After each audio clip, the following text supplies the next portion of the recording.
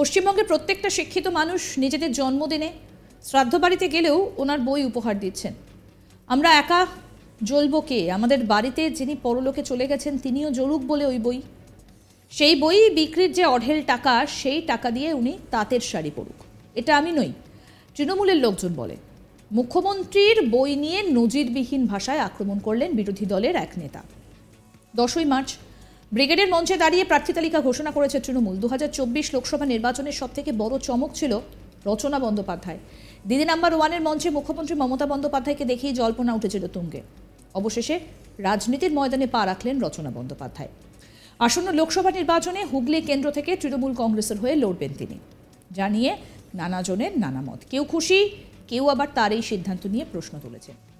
তার আগে তিনি মুখ্যমন্ত্রীর বই নিয়ে বিস্ফোরক মন্তব্য করে বলেন যে পশ্চিমবঙ্গের প্রত্যেকটা শিক্ষিত মানুষ নিজেদের জন্মদিনে শ্রাদ্ধ বাড়িতে গেলেও ওনার বই উপহার দিচ্ছেন।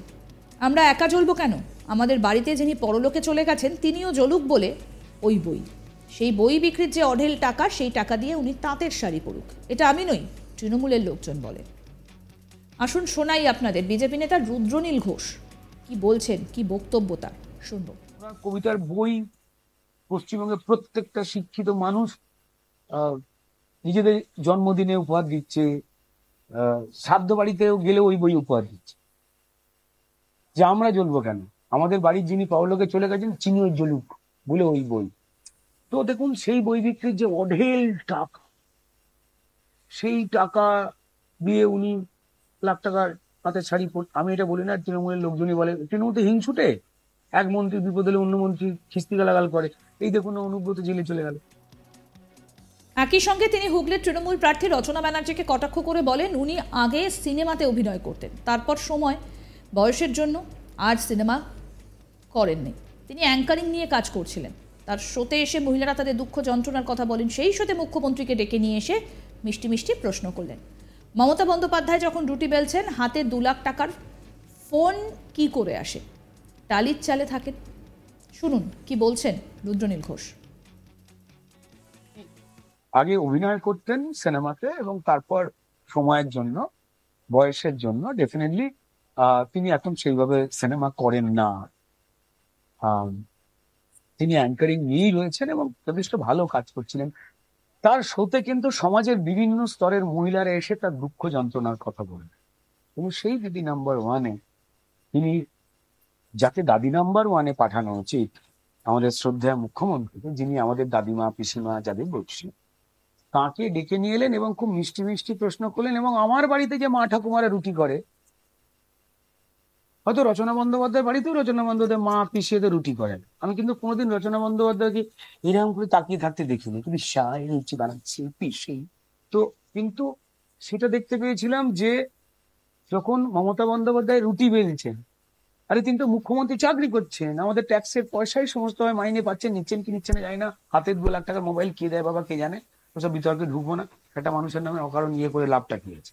যখন 10টা লোক বলছে আমি নাই বা নাই বললাম। এমনি তো সবাই বলেন যে ওই সব করে নাকি ইনকাম, আমি নাই বললাম। তো তার উপরে 2 লক্ষ টাকার ফোন হাতে কি করে আছে? টালির চালে থাকেন, ডেফিনেটলি এসি লাগানো ঘরে। আমিও বোলপুরে কদিন আগে গেছিলাম, সেখানে টালির চালের ঘরে থাকতে ভাড়া করতে গেছিলাম। 7,500 টাকা মতো ভাড়া চেয়েছিল, কটেজ টালির চাল। আর সিমেন্টের বাড়ি যেগুলো ছিল সেগুলো ছিল 2,500 টাকা। আমি টালির চাল নিতে পারিনি। তো মমতা বন্দ্যোপাধ্যায় লাকি, সেটা উনি এফোর্ড করতে পারেন, ঠিক আছে। টালির চাল থাকলে তো হবে, একদম সুন্দর করে সাজিয়ে নিতে হবে ব্যাপারটা। সাজিয়ে নিয়েছেন। একজন মুখ্যমন্ত্রী একটু আরামে থাকবেন, এটা কি করে হয়? বেশ করেছে। বাংলায় বিজেপি সংস্কৃতি সেলের ভারপ্রাপ্ত রুদ্রনীল ঘোষ গত বিধানসভা ভোটের পর দলীয় বিভিন্ন কর্মসূচিতে তার পারফরমেন্স দেখেই এমন গুরুদায়িত্ব পেয়েছেন। জোড়াফুল থেকে পদ্ম শিবিরে যোগ দিয়েই সিনে ইন্ডাস্ট্রি থেকে কয়লা চুরি, গলু পাচার, বিভিন্ন বিষয়ে তৃণমূলের বিরুদ্ধে বিস্ফোরক সব অভিযোগ করেছিলেন এই নেতা অভিনেতা। অতীতে ছিলেন বাম সমর্থক। পরে গত বিধানসভা ভোটের আগে তৃণমূল ছেড়ে বিজেপিতে যোগ দেওয়ায় কম কটাক্ষ সমালোচনার শিকার হতে হয়নি রুদ্রনীল ঘোষকে।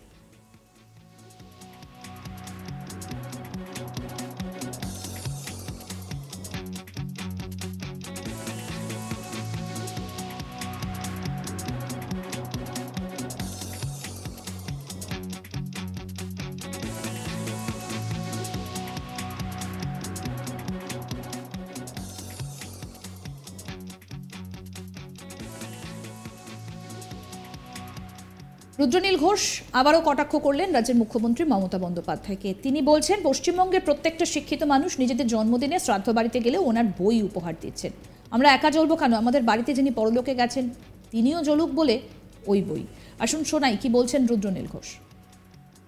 কবিতার বই পশ্চিমবঙ্গের প্রত্যেকটা শিক্ষিত মানুষ নিজেদের জন্মদিনে উপহার দিচ্ছে, শ্রাদ্ধ বাড়িতেও গেলে ওই বই উপহার দিচ্ছে।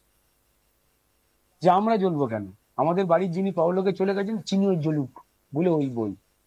তো দেখুন, সেই বই বিক্রির যে অঢেল টাকা, সেই টাকা দিয়ে উনি লাখ টাকার হাতে শাড়ি আমি এটা বলি না, তৃণমূলের লোকজনই বলে তৃণমূল তো হিংসুটে, এক মন্ত্রী বিপদ হলে অন্য মন্ত্রী খিস্তি গালাগাল করে।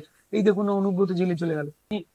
আগে অভিনয় করতেন সিনেমাতে এবং তারপর সময়ের জন্য, বয়সের জন্য ডেফিনেটলি তিনি এখন সেইভাবে সিনেমা করেন না। তিনি অ্যাঙ্কারিং নিয়েই রয়েছেন এবং যথেষ্ট ভালো কাজ করছিলেন। তার শোতে কিন্তু সমাজের বিভিন্ন স্তরের মহিলারা এসে তার দুঃখ যন্ত্রণার কথা বললেন এবং সেই দিদি নাম্বার ওয়ানে তিনি, যাকে দাদি নাম্বার ওয়ানে পাঠানো উচিত আমাদের শ্রদ্ধেয় মুখ্যমন্ত্রীকে, যিনি আমাদের দাদিমা পিসিমা যাদের বলছি, তাকে ডেকে নিয়ে এলেন এবং খুব মিষ্টি মিষ্টি প্রশ্ন করলেন। এবং আমার বাড়িতে যে মা ঠাকুমারা রুটি করে, হয়তো রচনা বন্দ্যোপাধ্যায়ের বাড়িতেও রচনা বন্দ্যোপাধ্যায় মা পিসিদের রুটি করেন, আমি কিন্তু কোনোদিন রচনা বন্দ্যোপাধ্যায়কে এরকম করে তাকিয়ে থাকতে দেখিনি, কিন্তু শায় রুটি বানাচ্ছে পিসি। তো কিন্তু সেটা দেখতে পেয়েছিলাম যে যখন মমতা বন্দ্যোপাধ্যায় রুটি বেলছেন, আরে তিনি তো মুখ্যমন্ত্রী চাকরি করছেন, আমাদের ট্যাক্সের পয়সাই সমস্ত হয়, মাইনে পাচ্ছেন, নিচ্ছেন কি নিচ্ছেন না জানি না, হাতে 2 লাখ টাকার মোবাইল কে দেয় বাবা কে জানে, ওসব বিতর্কে ঢুকবো না। একটা মানুষের নামে অকারণ ইয়ে করে লাভটা কি আছে? যখন 10টা লোক বলছে আমি নাই বা নাই বললাম, এমনি তো সবাই বলেন যে ওই সব করে নাকি ইনকাম, আমি নাই বললাম। তো তার উপরে 2 লক্ষ টাকার ফোন হাতে কি করে আছে? টালির চালে থাকেন, ডেফিনেটলি এসি লাগানো ঘরে। আমিও বোলপুরে কদিন আগে গেছিলাম, সেখানে টালির চালের ঘরে থাকতে ভাড়া করতে গেছিলাম। 7,300 টাকা মতো ভাড়া চেয়েছিল, কটেজ টালির চাল। আর সিমেন্টের বাড়ি যেগুলো ছিল সেগুলো ছিল 2,500 টাকা। আমি টালির চাল নিতে পারিনি। তো মমতা বন্দ্যোপাধ্যায় লাভ কি, সেটা উনি এফোর্ড করতে পারেন, ঠিক আছে। টালির চাল থাকলে তো হবে, একদম সুন্দর করে সাজিয়ে নিতে হয় ব্যাপারটা, সাজিয়ে নিয়েছেন। একজন মুখ্যমন্ত্রী একটু আরামে থাকবেন, এটা কি করে হয়? বেশ করে।